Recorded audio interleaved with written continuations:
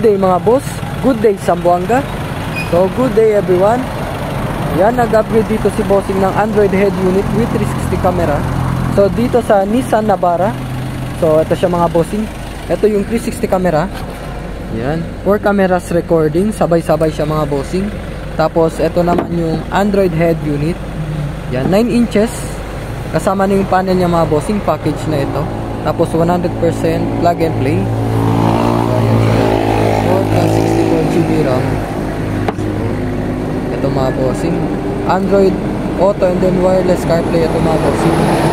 So ito yung side mirror niya. Tapos front camera. Tapos another side mirror. Ayan siya mga bossing. Ayan, dito tayo sa likod. So ito yung rear cam niya. Ayan, dito siya nakalagay. So yung stock mga bossing tinanggal namin. So ito yung pinalit namin na 360 camera dito. So para sa rear. So ayan siya mga bossing. Check natin sa loob mga bossing yung kinabit dito sa Nissan Navara. Ayan, ito yung Android head unit. Tapos 360 view tayo mga bossing. So ayan siya mga bossing. Bale yung 3D niya is naka SUV. Naka SUV siya mga bossing. So gusto nyo palitan mga bossing, dito lang sa car model. Tapos get more. So ito mga bossing, may bayad ito sa PayPal. Yan. So swipe nyo lang bossing, makikita nyo lang yung model ng Navara. So back tayo mga bossing. 360 view tayo ulit. Ayan yung 3D view nya. Klarong klaro siya mga bossing. 3D view. So ayan siya. Front camera, rear camera, tapos